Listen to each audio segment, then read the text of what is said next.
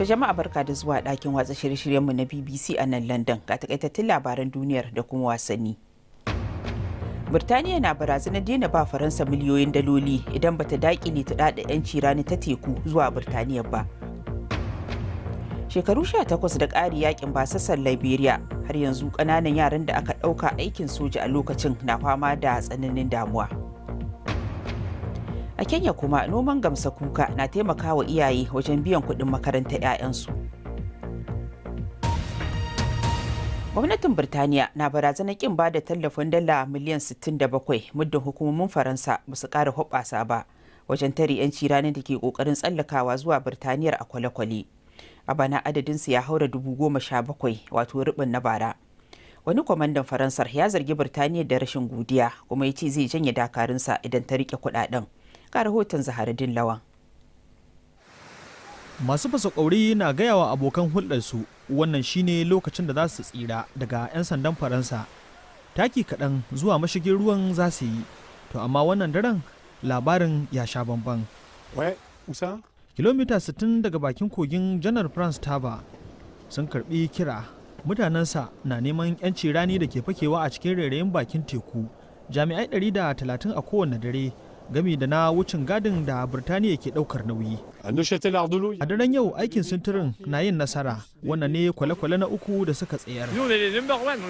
Cikin hoton da jami'an suka dauka a gabar ruwan, jandarmomi sun shiga cikin kogin suka kewaye shi, sannan suka mayar da shi gabar kogin.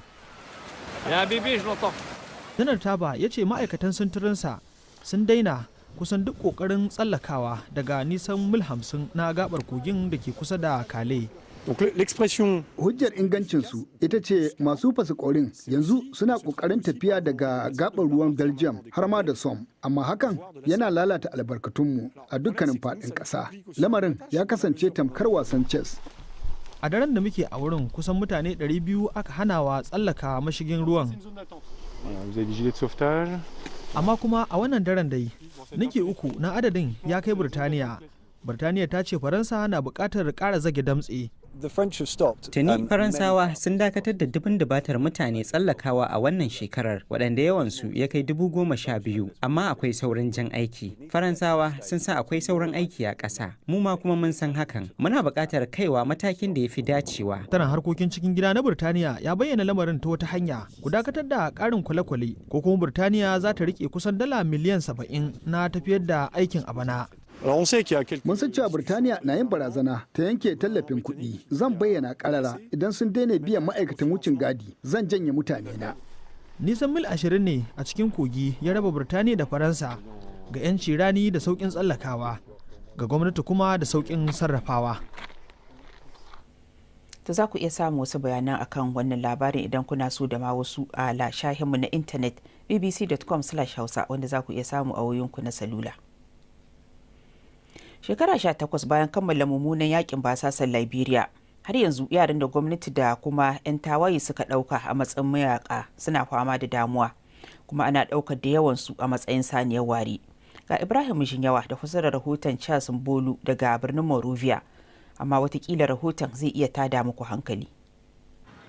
Na yi ta makyarkyata na kuma tsorata, na rika cewa shin kashe mu za su yi, da suka harbe ni sai na faɗi, sai kuma ga baki ɗaya gawawwakin mutane suka yiwo kaina, da na tashi sai na ganna a asibiti. Ga Victoria Duo mai shekaru 53 wani tashin hankali ne da take tunawa a kowace rana.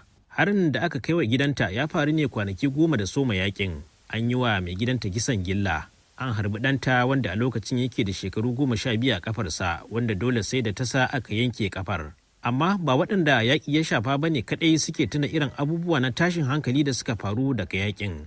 Wannan matashin wanda aka canza masa suna zuwa Ezekiel domin a kare shi, ya fafata a yaƙin a matsayin sojan da aka tilastawa shiga yaƙin. Ga abin da yake cewa ta bakin wani. An tilasta mana shan miyagun ƙwayoyi, kuma wannan ya ba mu ƙarfin gwiwar yin abubuwan da muka yi. Na kashe iyaye mata da maza. Kyamar da aka nuna min tana da yawa. Babu wanda yake son ya zo inda nake. Mutane sun tsane ni saboda abin da na aikata. Hukumar Lafiya ta Duniya ta ba da rahoton cewa a shekarar 2017 fiye da kashi 40 cikin 100 na al'ummar Liberia sun ci gaba da fuskantar damuwar irin tashin hankalin da suka samu kansu ciki. sakamakon yaƙi. Dokokin ƙasashen duniya dai sun haramta amfani da yara 'yan ƙasa da shekaru 15 a matsayin sojoji a yaƙi, amma har yanzu ana tilastawa dubbai yin yaƙin a faɗin duniya. A yankin arewa maso gabashin Najeriya, Boko Haram ta tilastawa yara shiga yaƙi. Ta rika amfani da yaran masu shekaru 8 da haihuwa domin yin ƙunar bakin wake.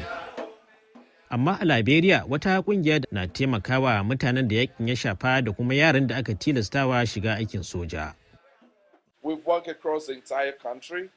Muna aiki a faɗin ƙasa baki ɗaya domin taimakawa 'yan Liberian da suka shiga yaƙi su manta da irin abubuwan da suka faru a lokacin yaƙin, ta yadda za su kai wani mataki da za su ci gaba da rayuwarsu.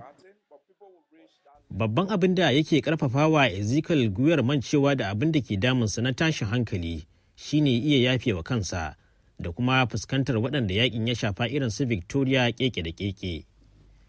Ezekiel dai ya yi ƙoƙarin ganin cewa ya yarda da abin da ya aikata tare da nemar wa kansa mafita, amma fa ba a cika samun irinsa ba, saboda akwai tsaffin yaran da aka tilasta wa shiga aikin soja da kuma waɗanda yakin ya shafa da dama da har yanzu ke fatan ganin sun sami kwanciyar hankali a rayuwarsu.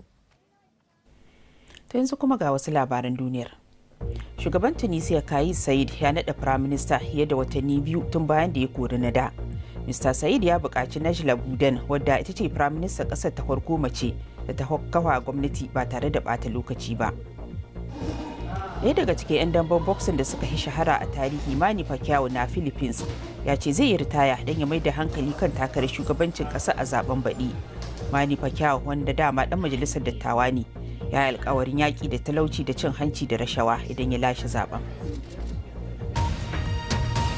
An san gaɓar tekun Kenya da farin yashi, inda 'yan yawon buɗe ido da masu hutu ke zuwa. To amma a ƙarƙashin yashin akwai kuma wani abu mai tamani, wato gamsa kuka. Mutane na samun kuɗaɗen shiga sosai daga gamsa kukar, wadda suke amfani da ita wajen yin sabulu da mai. Ga rahoton Sani Aliyu.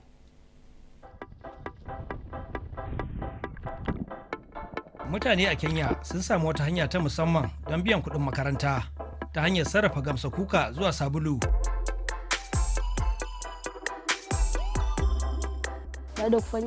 Idan ka girbi tsiron tekun mai yawa, za ka iya sayar da shi.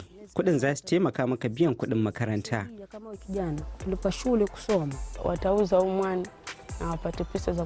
Iyayena na sayar da gamsa kuka don samun halin biya min kuɗin makarantar sakandare.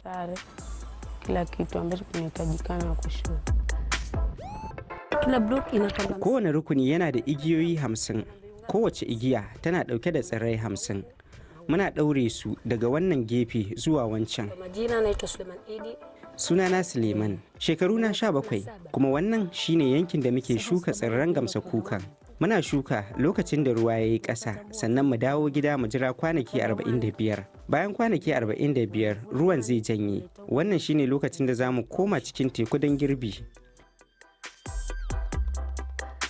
Daga nan sai su busar da shi, su tsaftace shi, sannan su mayar da shi sabulu da man gashi.